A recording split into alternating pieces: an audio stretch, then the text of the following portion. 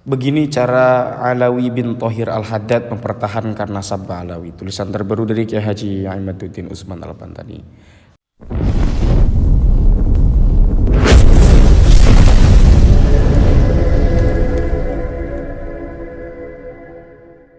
Assalamualaikum warahmatullahi wabarakatuh.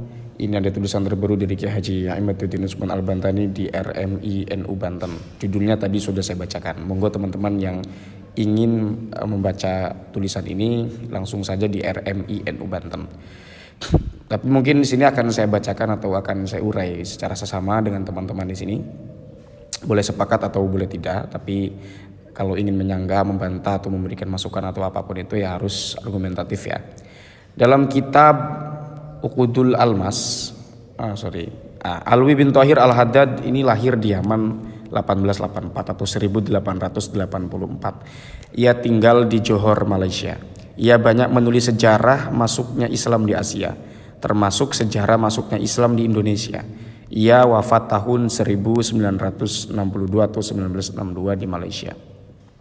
Dalam kitab Uqudul Almas ya, Alwi bin Thohir Al-Haddad berusaha mempertahankan bahwa Ahmad bin Isa itu bergelar Al-Muhajir. Sekuat tenaga ia ingin menghancurkan kenyataan bahwa gelar yang dicatat oleh ulama nasab mulai abad ke-5 sampai abad ke-9 untuk Ahmad bin Isa adalah Al-Abah dan An-Nafat. Tidak ada gelar Al-Muhajir untuk Ahmad bin Isa. Gelar Al-Muhajir itu baru ada di abad ke-9 Hijriah dalam kitab Al-Burqatul Musyikoh karya Habib Ali bin Abu Bakar As-Sakron. Gelar Al-Muhajir yang berpindah itu diberikan oleh As-Sakron sebagai alibi bahwa benar Ahmad bin Isa hijrah ke Yaman sesuai yang ia catat dan ia ijtihadi. Nah, ini ada ungkapan yang menarik dari Kiai Imad yaitu alibi ya. Berarti Kiai Imad mengatakan ketika Habib Ali As-Sakron mengatakan bahwa lakop daripada Muhammad bin Isa itu adalah Al-Muhajir, alibi. Alawi Al-Haddad mengatakan wahasilu hadzal bahthi al-dhafi annal imama al-muhajira Ahmad bin Isa bin Muhammad bin Ali al-Uraidi lam yulaqab bil abah wala bin nafat kama jara alaihi al-aqdamun. Nah ini ya, kesimpulan pembahasan yang panjang ini bahwa Imam Al-Muhajir yaitu Ahmad bin Isa bin Muhammad bin Ali Al-Uraidi tidak diberi gelar dengan Al-Abah atau An-Nafat seperti yang telah dilakukan para ulama yang lebih dahulu. Nah ini ada klaim dari ibarat ini yaitu seperti yang dilakukan para ulama yang terdahulu. Pertanyaannya, benarkah ulama terdahulu yang dikatakan dalam kitab ini seperti itu, yaitu bahwa Ahmad Al-Muhajir itu tidak diberi gelar, Muhammad bin Isa itu tidak diberi An-Nafat, tidak diberi gelar An-Nafat dan Al-Abah, nah, gitu kan. Pernyataan Alawi ini tidak sesuai dengan kenyataan bahwa ulama-ulama nasab terdahulu menggelari Ahmad bin Isa dengan Al-Abah. Nah ini langsung ya, kita langsung menemukan jawabannya dari Kiai Imad ini, bahwa Kiai Imad membantah itu ya. Jadi intinya yang menurut Kiai Imad ini bahwa justru yang dikatakan atau di dalam ibarat ini itu hanya sekadar klaim menurut Kiai Imad. Nyatanya ulama terdahulu tidak ada yang mengatakan Ahmad Al-Muhajir gitu. Atau ulama terdahulu itu mungkin ada yang mengatakan An-Nafat, tapi kok ini tidak ada. Nah, yang dikatakan Al-Haddad ini, Alwi Al-Haddad ini, begitu ya. Coba kita baca di sini bahwa ulama-ulama nasab terdahulu menggelari Ahmad bin Isa dengan Al-Abah. No, jadi ulama terdahulu itu menggelari dengan Al-Abah, tidak sesuai dengan ibarat tadi ya. Sebagian lagi dengan An-Nafat, sebagian lagi dengan keduanya. Ini bisa dilihat di dalam kitab Tahdzibul Ansab karya Al-Ubaidilli abad ke-5 yaitu tahun yang wafatnya tahun 437 Hijriah halaman 176. Dalam kitab itu disebutkan bahwa gelar Ahmad bin Isa adalah An-Nafat, dan bisa dilihat pula dalam kitab Al-Majdi karya Al-Umari yang wafat 490 Hijriah berarti abad ke-5 halaman 337. Dalam kitab tersebut disebutkan bahwa Ahmad bin Isa bergelar Al-Abah dan dikenal pula dengan An-Nafat. Dalam kitab itu pula disebutkan kenapa Ahmad bin Isa bergelar An-Nafat, yaitu karena ia berjualan minyak tanah. Dua kitab ini cukup untuk disebutkan dalam rangka membantah tesis Alawi Al-Haddad bahwa Ahmad bin Isa tidak bergelar An-Nafat dan Al-Abah, karena dua kitab ini adalah termasuk yang tertua sebagai kitab yang menyebut Ahmad bin Isa dan keturunannya. Jadi pokok dalam tulisan ini adalah ada dari kalangan Ba'alawi di sini yang ditulis ke Ahmad yang mempertahankan gelar bahwa Muhammad bin Isa itu digelari sebagai Ahmad Al-Muhajir. Itu ya, bukan An-Nafat atau Al-Abah ya. Dengan ibarat tadi bahwa yang berlaku di masa lalu itu tidak ada yang menyebutkannya Al-Abah atau An-Nafat, yang ada mungkin adalah Al-Muhajir. Dalam kitab ini dikatakan seperti itu.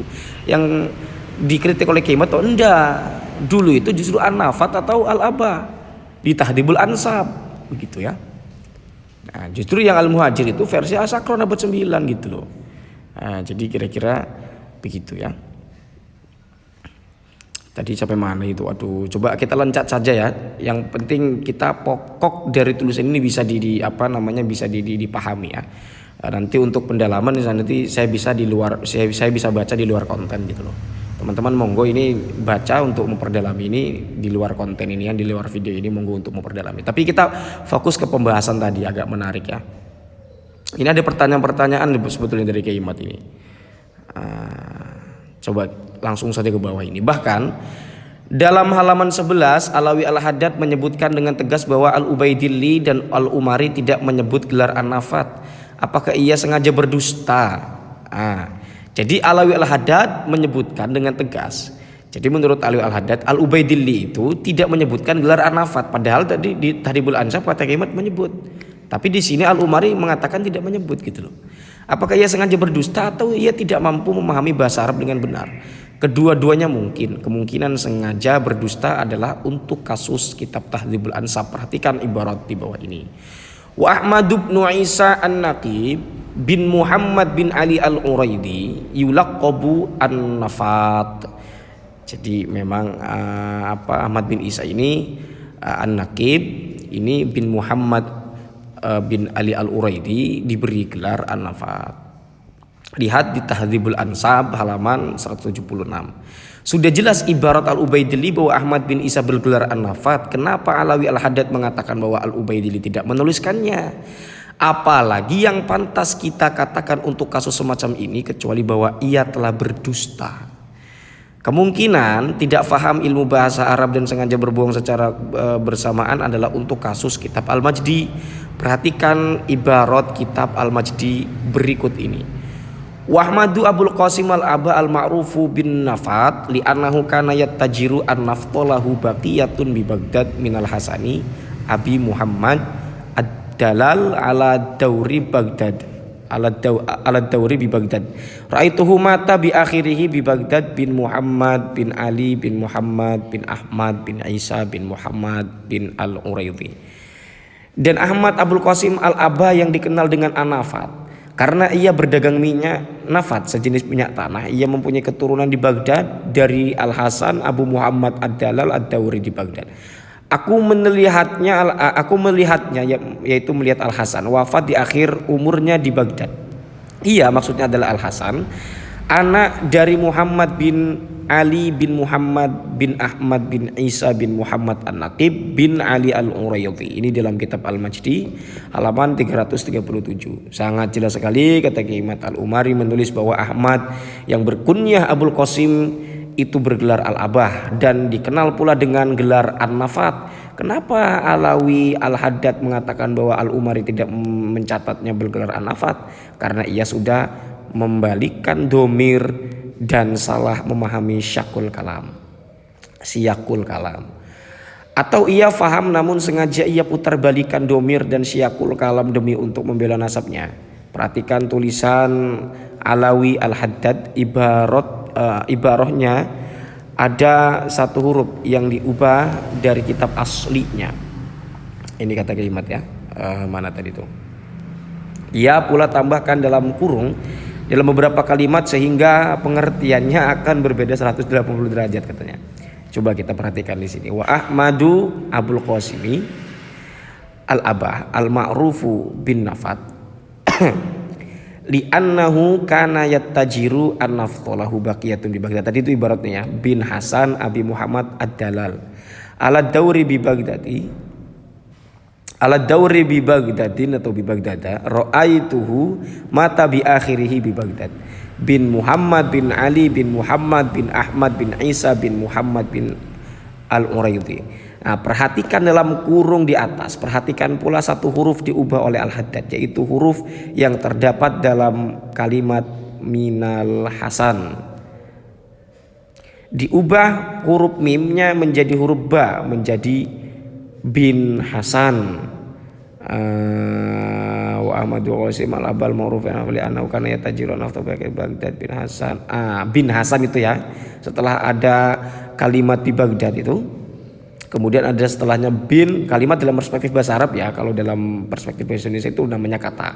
Bi Baghdad bin Al-Hasan, harusnya bin Al-Hasan itu diubah dengan bin Hasan, sehingga pengertian ibarat ini berubah ya. Jadi begitu kata Imat ya. Sebelum diubah maka pengertiannya adalah bahwa Ahmad Abul Qasim Al-Aba adalah Ahmad bin Isa yang mempunyai keturunan dari Hasan. Ketika huruf mim diubah menjadi ba, maka pengertiannya di sini anak Al-Aba itu bukan Ahmad bin Isa tetapi Ahmad bin Hasan dari Hasan, atau keturunan dari Hasan berubah jadi bin Hasan, yaitu cucu keempat dari Ahmad bin Isa. Kesimpulan yang diinginkan oleh Alawi Al-Haddad adalah bahwa Ahmad bin Isa tidak bergelar Al-Aba atau An-Nafat, gelarnya hanya Al-Muhajir.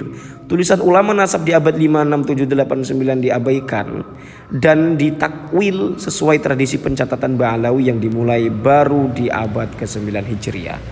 Usaha-usaha besar Alawi Al-Haddad agar sejarah dan buku nasab masa lalu berjalan sesuai dengan tradisi Ba'alawi di abad 9 patut diacungi jempol.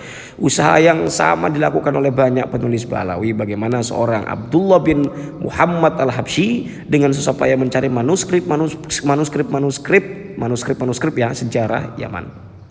Ia dapatkan kitab-kitab tua banyak sekali, lalu ia tahqiq dan cetak. Ia masukkan nama-nama Ba'alawi agar tertulis dalam sejarah. Kemudian di sini selanjutnya adalah manuskrip dicetak tidak sesuai dengan aslinya, ia ditambahi nama-nama Ba'alawi. Begitu pula Jamalul Lail yang menginterpolasi manuskrip kitab Abnaul Imam.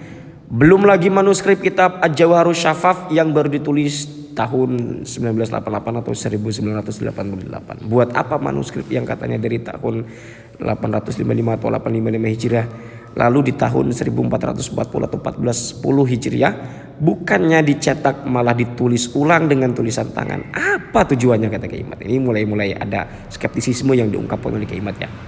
Zaman dulu memang tidak ada mesin ketik, komputer dan mesin tulis lainnya. Maka kita mencari manuskrip yang ditulis di masa lalu yang belum ada mesin tulis agar lestari. Kalau hari ini mengapa kita sibuk-sibuk menulis dengan tangan lagi manuskrip yang telah berumur ratusan tahun, kecuali ada tujuan mau memasukkan sesuatu informasi yang baru yang tidak terdapat dalam manuskrip lainnya atau aslinya, yang tidak terdapat dalam manuskrip aslinya ya. Lalu akan ditulis oleh penyalin yang tidak amanah ini bahwa manuskrip itu ditulis sesuai aslinya yang berangka tahun sekian, padahal isinya telah ditambahi di sana sini. Lalu agar dustanya tidak terdeteksi, manuskrip asli yang satu-satunya itu dimusnahkan. Kemudian manuskripnya menjadi satu-satunya manuskrip yang jadi rujukan. Penulis Imaduddin Utsman Al-Bantani atau Ki Haji Imaduddin Utsman Al-Bantani. Mungkin itu saja ya teman-teman yang dapat saya sampaikan. Mohon maaf kalau ada kesalahan pembacaan atau apapun itu. Mudah-mudahan ada manfaatnya walaupun satu huruf. Ini tambah-tambah pengetahuan dan wawasan kita. Hadanallahu wa iyyakum ajma'in. Wassalamualaikum warahmatullahi wabarakatuh.